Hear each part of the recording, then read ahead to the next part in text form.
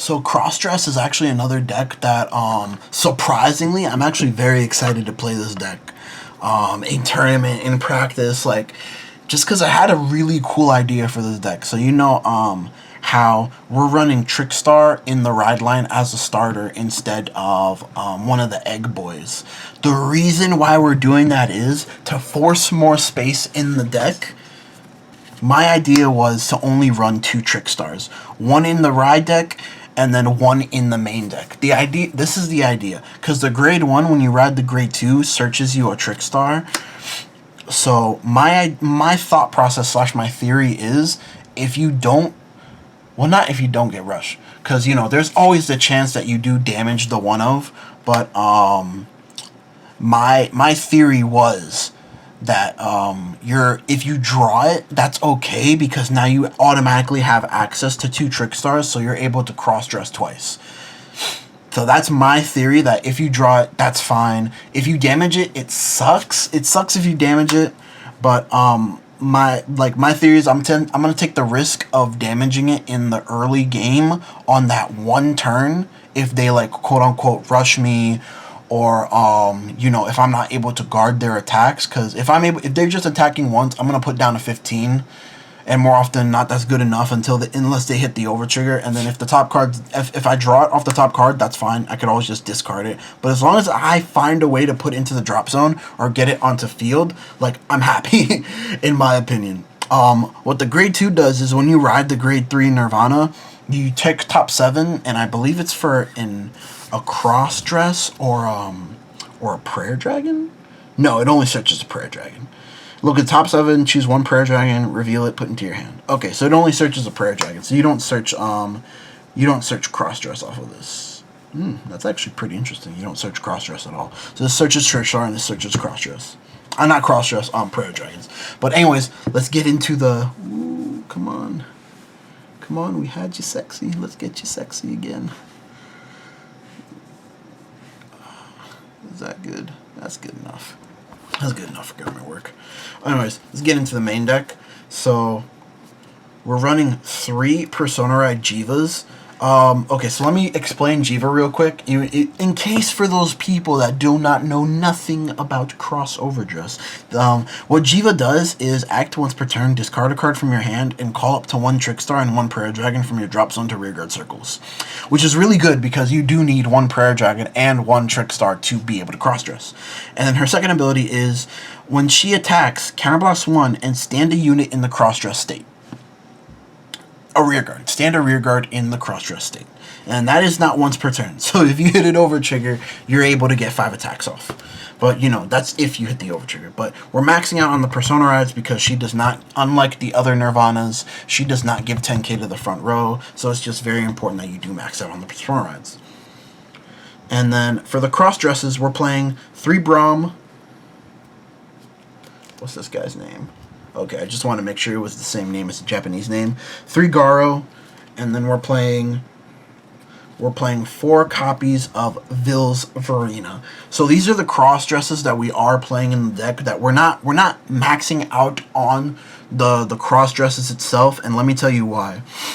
We're playing Garo and Bram at 3 copies instead of maxing them out at 4, because Vil's, when you cross-dress Vil's adds any cross-dress from your drop zone other than Vil's itself to your hand. So you're able to recur them back from your drop zone. So that's why I am not running them at max copies. And, like I said, space in this deck is very tight. So I am, I'm not able to run all of the cross-dresses at max copies, even if I wanted to.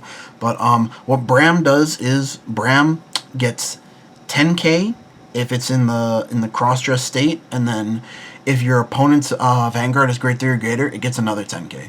And then its other ability is auto rearguard once per turn, Soul Blast 1 when its attack hits a Vanguard, Soul Blast 1 and retire a column, which is really good. Bram is really good in this deck, just being a base 33k attacker by itself, 43k on Persona Rides, very good.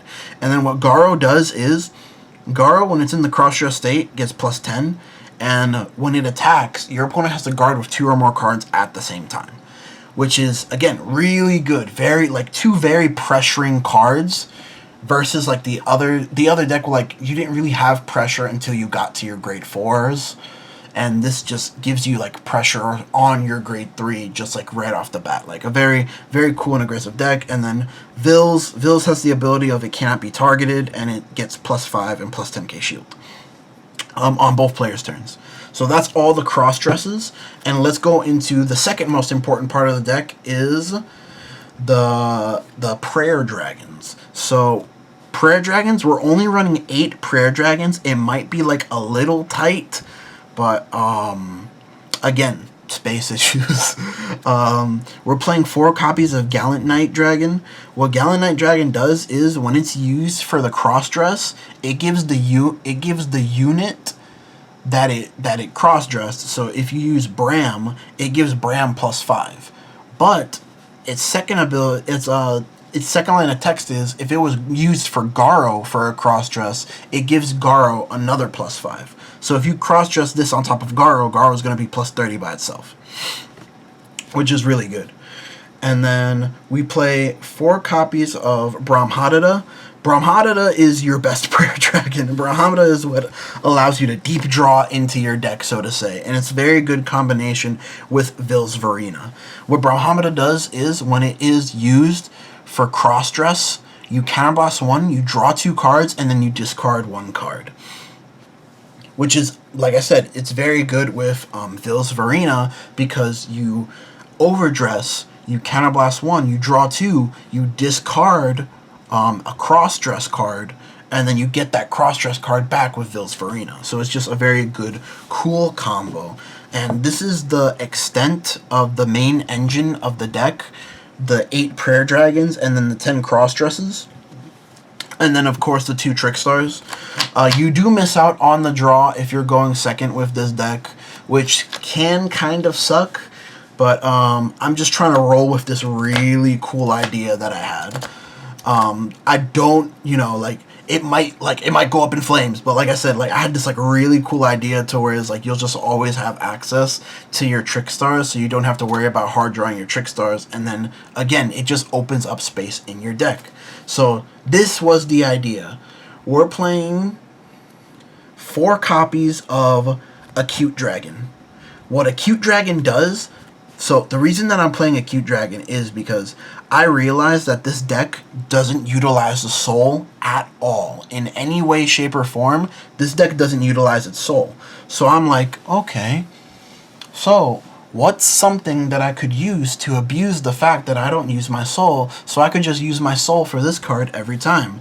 And the only card that worked, that didn't use Counterblast, because this deck counterblasts quite a fair amount, because you want to use your Counterblast for your JHEVA, you want to use your Counterblast for your Brahmhadita Dragon. This doesn't Counterblast.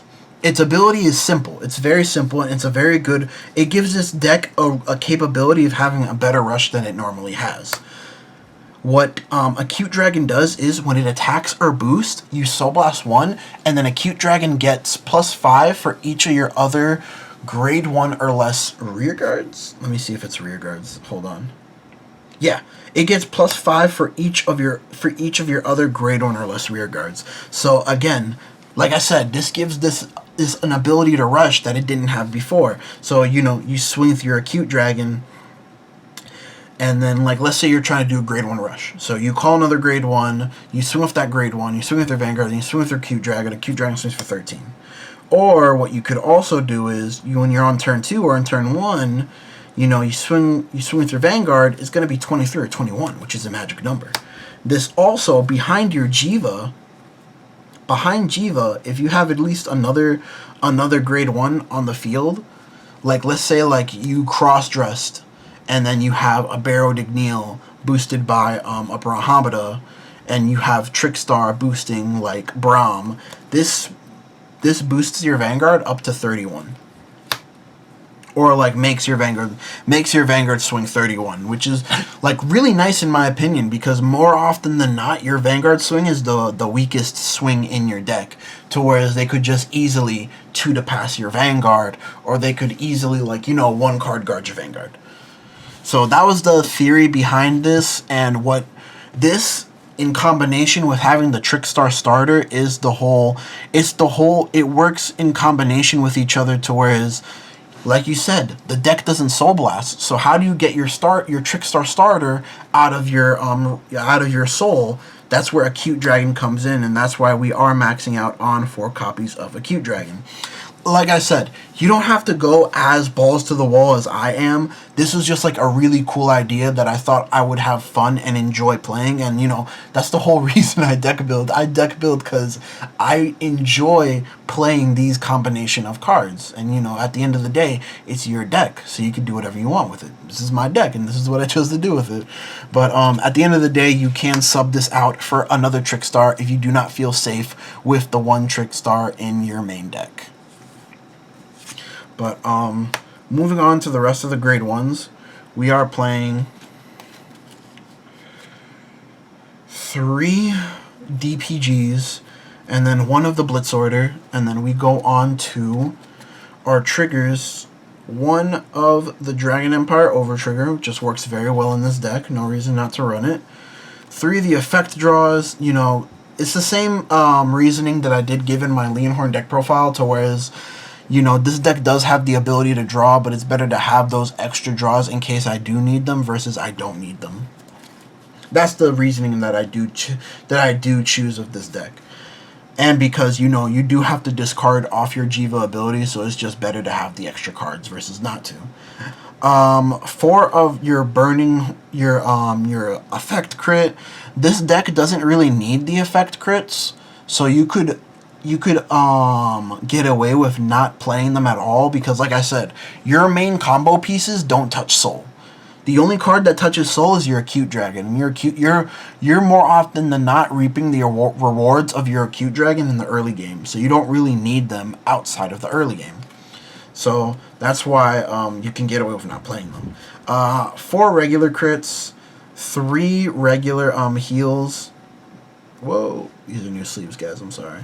And then 1 of the restanding heal triggers. You know, like I said in my other deck profiles, I feel like I can get away with running at least 1 of the effect heals, because at the end of the day, it's only 4 cards in my trigger lineup that have the 10k shield, and I do have the extra shield off of Vilsvarina, so I don't feel like I'm losing out on too much.